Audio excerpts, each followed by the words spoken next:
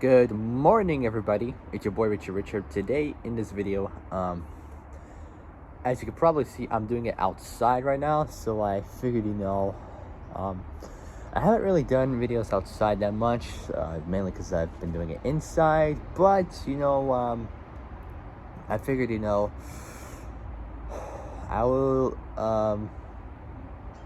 I figured I will do my videos uh, inside mostly, but I figured, today I'll do it outside for now because, it is really cold outside. It is autumn right now, getting quite close to winter. So, all the leaves and everything else is all orange and yellowish and green and all that stuff.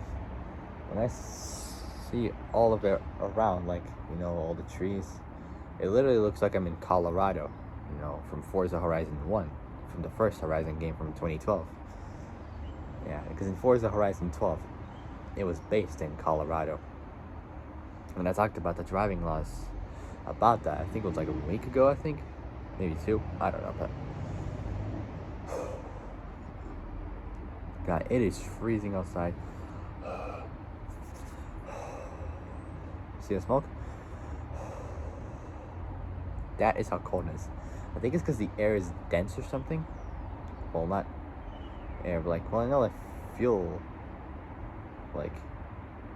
gets more dense when it's cold. That was a reference from Top Gear when Clarkson did, a 1 tank of fuel challenge with now the A6 4.2 V8. I think it was 4.2, I don't know, but it was a V8 as far as I know. And he did 800 miles, I think, from London to Edinburgh and back to London again with just 1 tank of fuel, and he succeeded. And how is that possible? I mean, literally, it can be possible. It depends on the way you drive, but it works different ways. Who knows? Depends on which way you go for. Anyways, today in this video, I am going to be talking to you folks about another Fast and Furious car. So,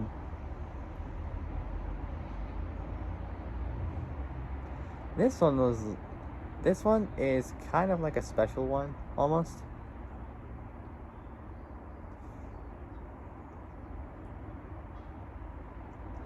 So, yeah, this is a special one.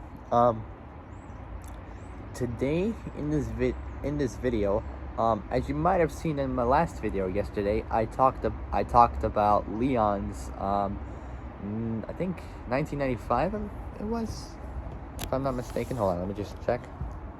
I got it right here. Oh yeah, 1995 Nissan Skyline GTR R33. That's pretty cool. So today is gonna be about another Nissan, or Nissan as you pronounce it.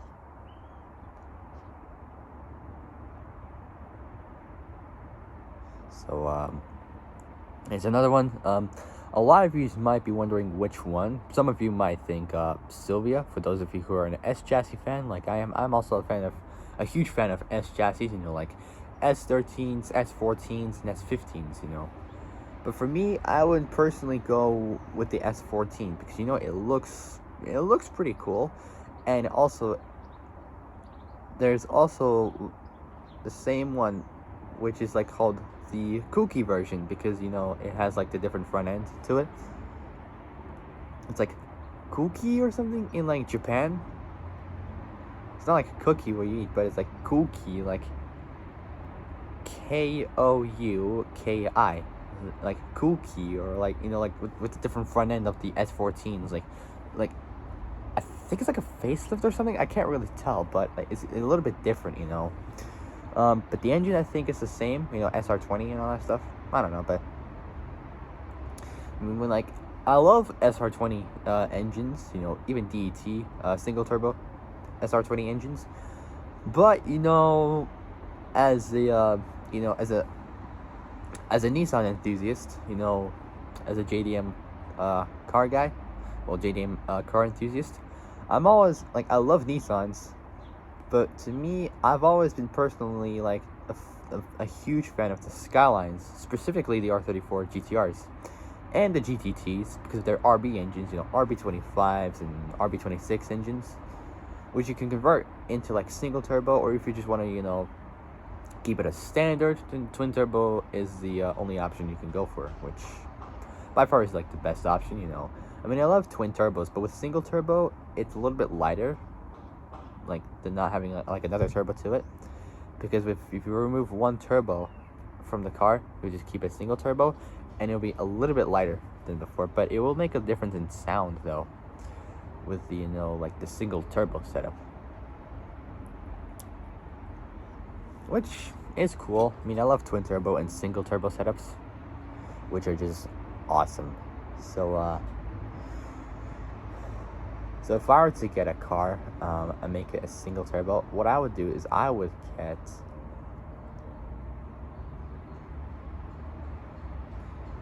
get like an R34.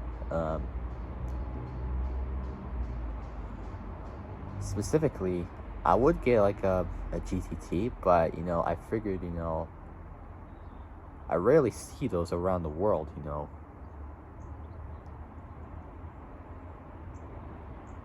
Like I've saw one of them before. If you guys have seen my video on YouTube Shorts, on one of them it showed like of me recording a Skyline GTT one time as I was heading home from college. I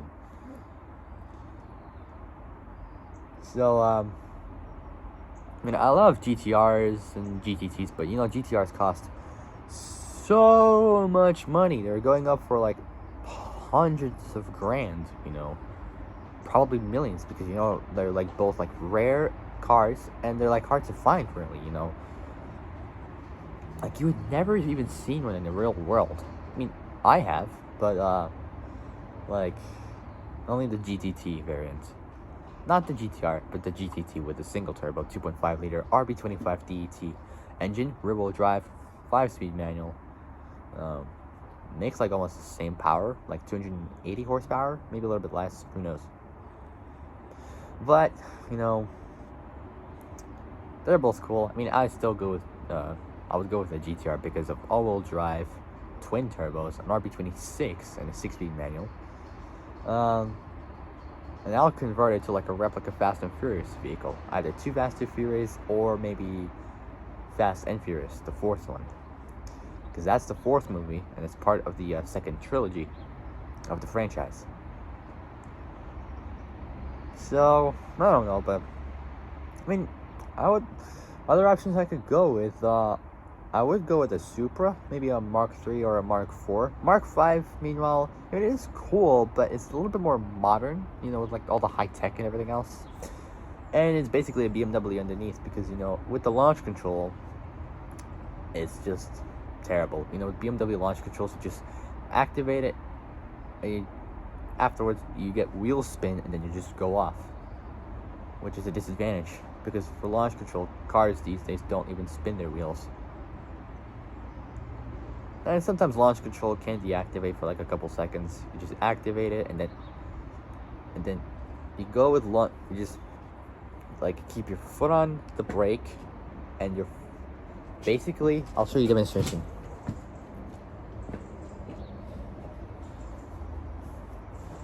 For launch control setups for like different cars, hold on.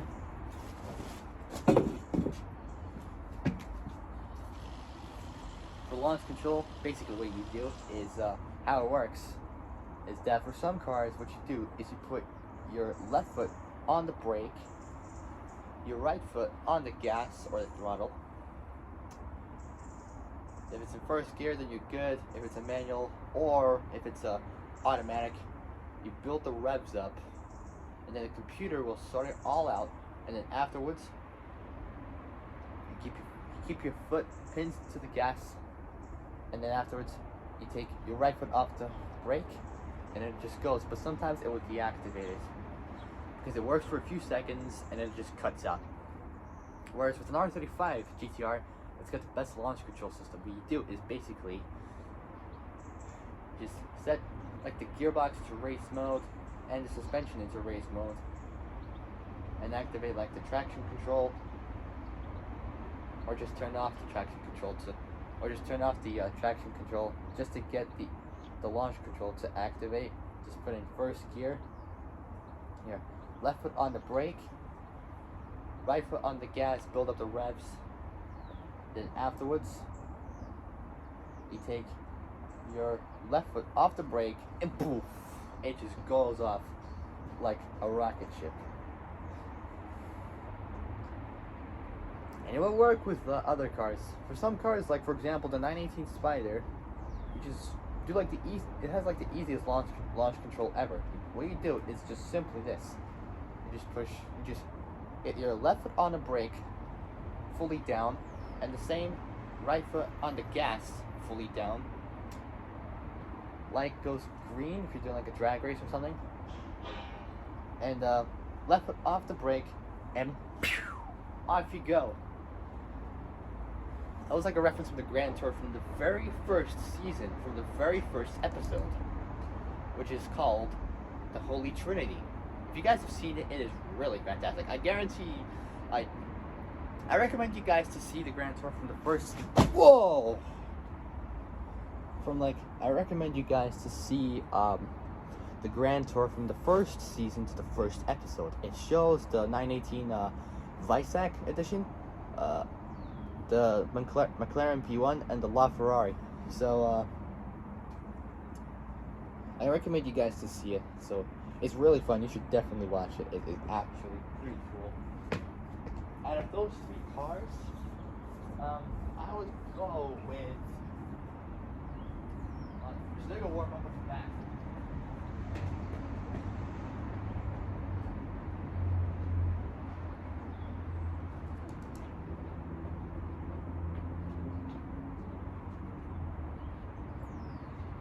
Whoa! Whoa!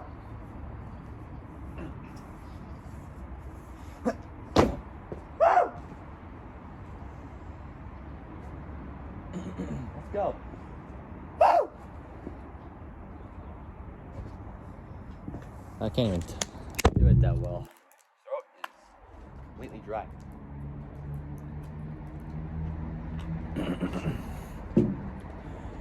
Woo! Oh my gosh, still the same. Nothing works. Whoa! Even if I drink water and clear my throat, it is still dry. It's crazy, because I can't really talk that well because my throat is dry and I can't really whoop like woo that well. Oh, that was a bit better. Here we go. So yeah, so that's just how launch control really works. Other cars will have similar ways of launch control. Some of them will have like sophisticated and complicated launch control systems as well, but it all depends on which car you go for. Like sports car, muscle car, supercar, hypercar, JDM car, exotics, a lot of other cars you would really go for. Tractors if you're into like lightweight sports cars kind of stuff. Like MX-5s, BRZs, Scion FRSs, GT86s, AE86s even. Then some of them wouldn't even have launch control, but you never know. It all depends on the car you go for and whether it has launch control or not. Alright, so it's been 14 minutes. Oh my god. We should probably get started right now. So,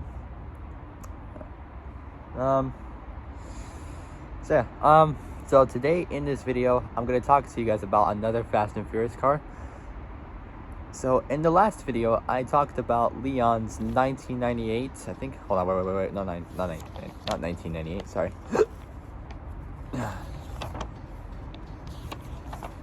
1995 Nissan Skyline GTR R33. Now, we're going to talk about another Nissan. So, today, this one is going to be a little bit different because this one is a special one, and it's also owned by the technical advisor of the first two films, the one and only, the man, the myth, the legend, Craig Lieberman, because he is the technical advisor of the first movie and the second movie, and he's the owner of the and he's also the owner of the Supra and the Skyline as well. So, and this other one, this car I'm talking about, he also owned it. So today I am going to be talking to you guys about the 1999 Nissan Maxima A32 from the Fast and the Furious 2001. So he's the owner of the Supra, of both the Supra and the Maxima. So he's the owner of the I can't talk. So he's the owner of both the Supra and the Maxima from the first movie, and he's also the owner of the Skyline from the second movie. And by the way, the Skyline GTR R34 is my dream JDM car of all time. It will always be. So, without any further ado, let's get started. But before we do, make sure you guys like the video, subscribe, comment below what you guys think, hit that notification bell, and hit all so you are alerted of when I make brand new uploads. And I figured, for this, I will probably do more Fast and Furious vehicles because, I've been doing more, like, proper cars, like, with all the dimensions and all that stuff, I like it, but the problem that I have with that is that it takes so long to, like, do the info on it. It just has so much info onto it. And I figured I will do a couple more proper cars, not movie-wise, but just, everyday, like everyday use, taking the kids to school, like doing errands, like shopping and all that stuff. Something practical, something fast, lightweight, durable, strong, spacious, comfortable,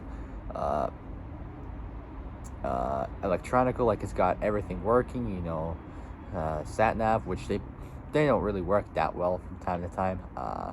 Even voice activation they would have, air conditioning, climate control, cruise control, heated seats, electric windows,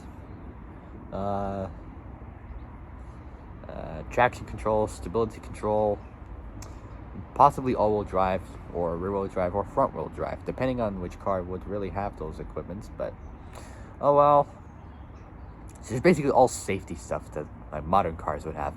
Older cars these days, they didn't really have that because they're like much lighter in like the 80s and 90s and the 60s and 70s as well. But modern cars these days, from the early 2000s and late 2000s, from the year 2000s to the year 2010s, they started to have safety systems featured to it, and more automatic gearboxes and more modern stuff like speedometers, sat navs, air conditioning,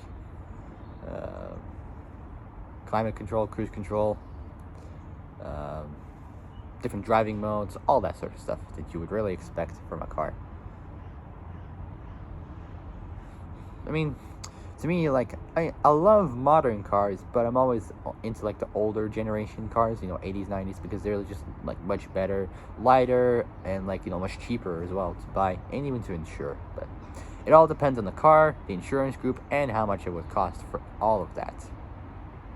All right, so the car I'm talking about is the 1999 Nissan Maxima A32 from the Fast and the Furious 2001. The car that was owned, rented, and built by Craig Lieberman, who is the technical advisor from the first two Fast and Furious movies. And over the next 3 years from that, well, possibly a few years or something, I don't know, he started Universal as a technical advisor. He helps choose the cars, secure the parts from both production and post-production. And he had so many great stories to tell all of you guys, and that's why he was making this video. And I basically do the same. I do more like, like real cars and all that stuff. And also some movie cars as well, such as, Fast and Furious wise. And a little bit of Need for Speed as well, but mostly Fast and Furious. I mean, it's pretty cool. And some of the proper cars that I do are usually from Need for Speed. For example, the Sesto Elemento that I talked about, like months ago. I talked about that. I don't know when it was, but like maybe 4 or 5 months ago, 6, 7, I think. I don't know, but somewhere around there, presumably. Maybe more, maybe less. Who knows? Who knows? But I mean, it's been a while since I've talked about, like, a couple Need for Speed vehicles, like that Gran Torino and the Mustang GT from the movie Need for Speed 2014, which I quite like, but I've always been more of a Fast and Furious guy, because I've been obsessed with Fast and Furious all my life. I grew up with the movie. It was awesome. I like all of them, even the new 10th one. Well, yeah, it is new, like it's like a few months old, but still pretty new. And very soon,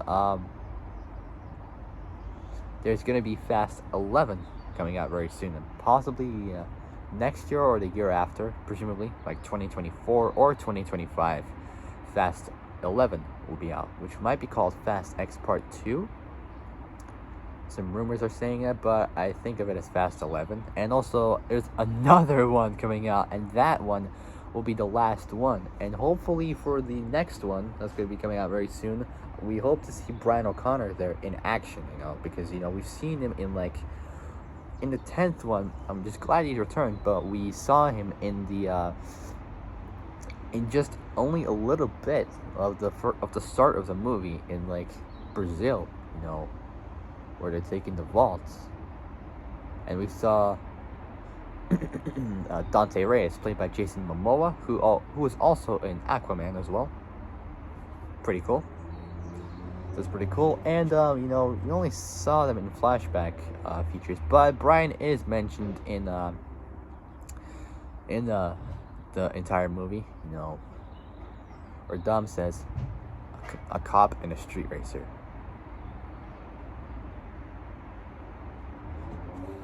And he mentions that is Brian because he was a cop and then he became a street racer in the few first movies, and then after that he retired from being a police officer working for the FBI.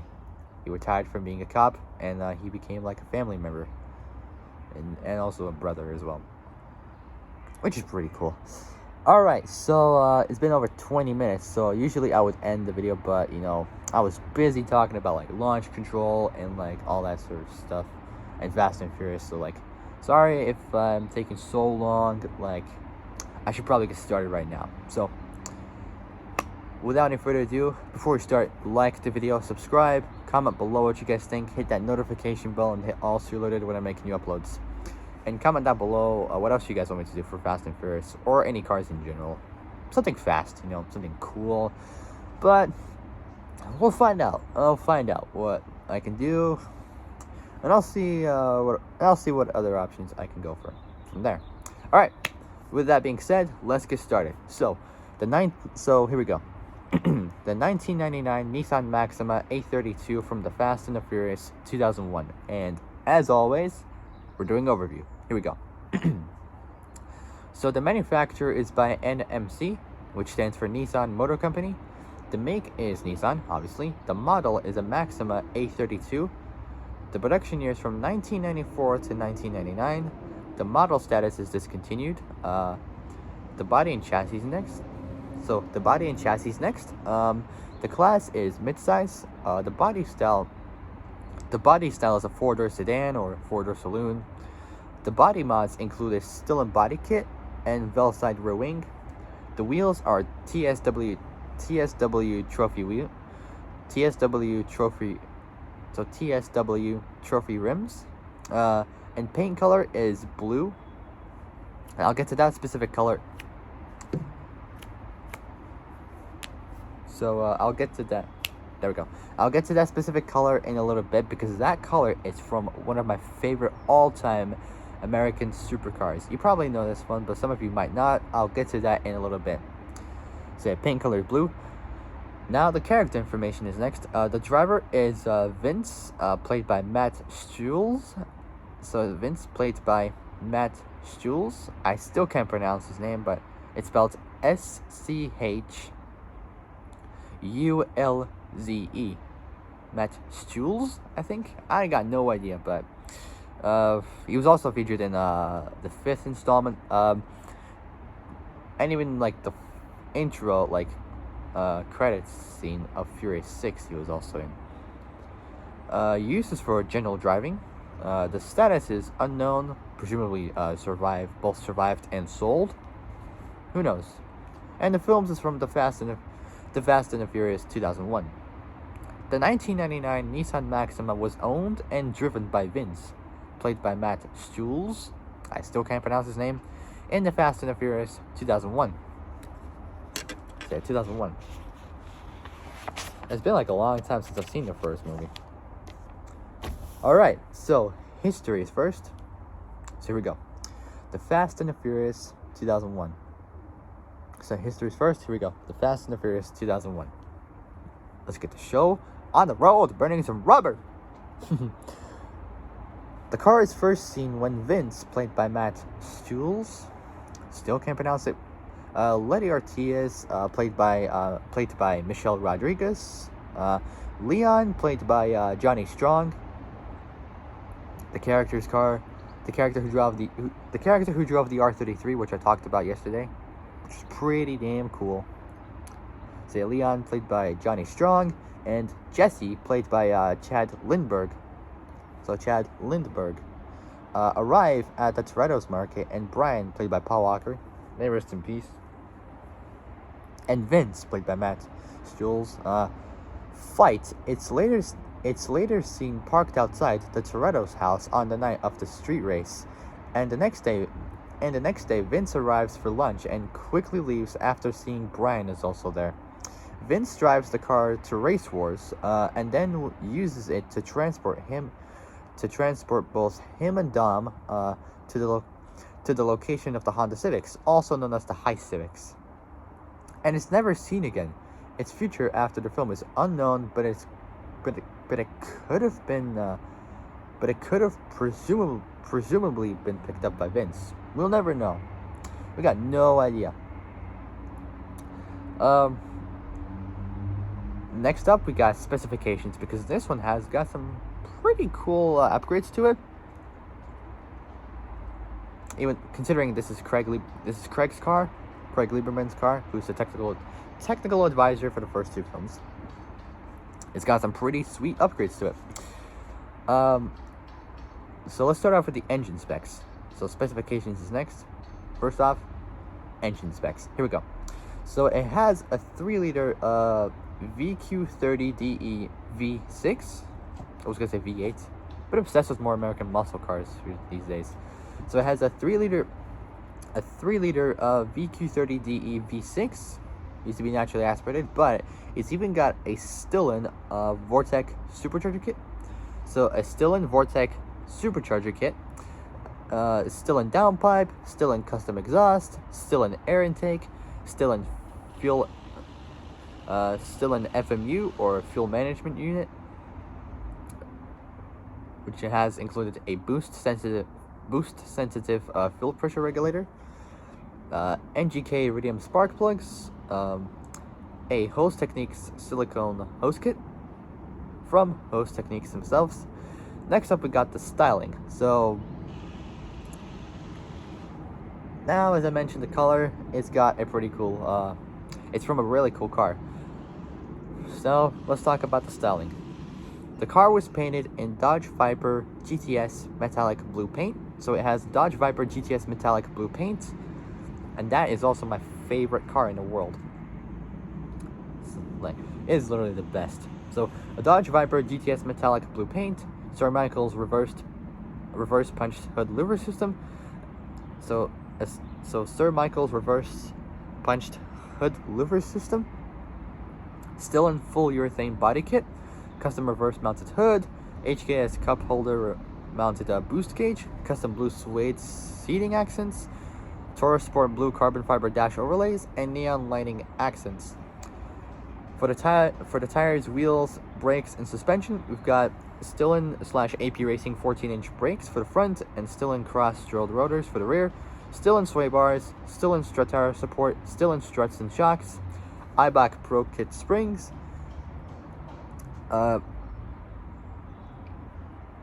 it's even got 19-inch TSW trophy wheels with wrapped around all field. Oh, I can't even talk. I didn't mean to say fuel. Why did I say that? Wrapped around can't talk. Oh my god. Wrapped around all four wheels. There we go. Third time lucky. And wrapped around all four wheels are Yokohama 235 40 ZR18 ABS S1 tires. So I'll say it again just to make sure. Yokohama 235 40 ZR18. So Yokohama 235 40 ZR18 ABS S1 tires. There we go. Third time lucky or not, maybe 4 times. I got no clue, but I can't even talk properly. We're almost done. For the interior, it's got a bunch of Clarion stuff. It's got a Clarion VRX 610.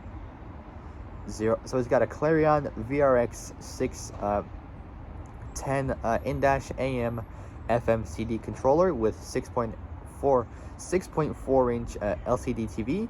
2 Clarion VMA 71917 widescreen TVs, Clarion VS 715 single DIN in-dash DV slash DIN in-dash DVD, there we go, DVD slash CD slash MP3 player, Clarion DBH 7500 DSP slash EQ, Clarion Clarion RDC 655T 6-disc changer, Clarion TTX 751 TV tuner, 3 JBL W12 GTI 12-inch woofers, 2 sets Infinity Cape Perfect 6.1-inch separates, 3 JBL P1200.1 1200 watt by 1 channel amps. So it's 3 of them. 2 JPL 80.4 80 watts by 4 channel amps, and 2 Optima gel cell batteries. The performance stats is interesting. It's got 247 front wheel horsepower because the car's front wheel drive. So yeah, 247 front wheel horsepower. The 0 to 60 is 5.6 seconds. And a quarter mile time of 14.6 seconds at 152 kilometers an hour, which is approximately 96 miles an hour. Not 96. So the quarter mile is 14.6 seconds at 152 kilometers an hour, which is 95 miles an hour. Not 96. Sorry if I screwed it up. 95 miles an hour. That's close enough. The top speed is 225 kilometers an hour, which is 140 miles an hour. So 140 miles an hour. The curb weight is 3,250 pounds. So the curb weight is 3,000. So the top speed is 225 kilometers an hour, 140 miles an hour, and the curb weight is 3,250 pounds, which is 1,474 kilos, which is a little bit lighter than the Supra recently. Considering the Supra was also Craig's car, I still picked the Supra because it's got a lot more upgrades than the Maxima and is rear-wheel drive, 6-speed manual. Better than a boring automatic. But, you know, I mean, I'm always a 2JZ fan. Always a fan of big 2JZ single turbo, twin turbo engines. So the weight is 1,474 kilos. And that is it, guys. And that is it. So, if you guys liked this video, sorry if I messed up. I couldn't even talk properly, you know. Couldn't say it right. And, I always mess up all the time, but I apologize. But I'll try not to mess up and not try to speak so fast in my next video, because I'll be doing like more Fast and Furious car videos for you guys, you know, because I figured, you know, those will be much more interested. And you know, with proper cars, you know, I mean, I like them. I mean, I like doing info on them, but they take forever to finish off. So I figured, you know, more Fast and Furious cars would be a little bit better to do in the near future, and I figured those are what I'm going to be doing. So that is going to be pretty cool. For the next one is going to be a really cool one, which I quite like. You know, I'll give you one clue. It's a JDM car. And this one is a pretty cool one.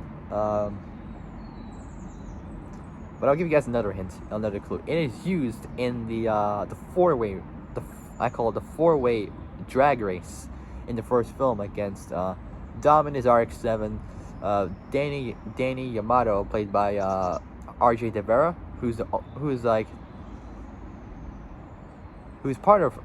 worked at Versus Motorsports with Danny Key. So I'll give you guys a hint. This car is used in the drag race at the first film. So against Dom and his RX-7, Danny Yamato, played by RJ De Vera, who's the owner, who works at Versus Motorsports with Danny Key. He's in his Honda Civic. Edwin, played by Ja Rule. Hell yeah. Ja Rule, his first name is spelled J-A and then it's Rule. And he drives Acura Integra. And then we got Brian in his 1995 Eclipse, which made Honda, like, literally made Honda, like, CRX engine sounds, which sounds pretty cool. You know, it sounds awesome. You know, if I were to get an Eclipse, I will do like a replica from the first movie, and I'll do an engine swap. I'll add like some K-series engine into it, I don't know, but I'll get it to sound quite as close, almost, to Brian's Eclipse in the movie, which I'm not sure if it's possible, but, you know, I wish it was, you know. And I'll install some bolt-on mods, like, you know, a blow-off valve, a turbo to it, engine cold air intake, which it has, maybe an exhaust system, spark plugs, throttle body, all that sort of stuff. New brakes, suspension, tires, wheels, interior upgrades, body kit, all that kind of stuff. And I'll replicate it to look like the Fast and Furious version from the first movie, because that's one of the most iconic cars in the franchise. So it's getting cold outside, so it's been almost 40 minutes. Oh my god. Alright, so I should probably get going now. So that is it, guys. So for my next video is going to be another Fast and Furious car, and I figured, you know, I would do it inside, because, you know, I figured outside is getting cold. I figured inside would be much better. So yeah, I'll do it inside. More Fast and Furious cars. I'll see what I can do for that. But that is it, guys. I gotta get going. If you guys like this video, like and subscribe. Comment below what you guys think. Hit that notification bell and hit all so you're alerted when I make new uploads. And comment down below what else you guys want me to do for maybe some Fast and Furious content. And I'll do it. I've got a lot of options planned, but I want you guys to decide what I should do for Fast and Furious. So yeah, so that is it for me. I gotta get going. I'll see you guys soon in the next video. Until then, stay safe, have a fantastic day, and I'll see you guys soon in the next video. Take care, guys. Bye-bye.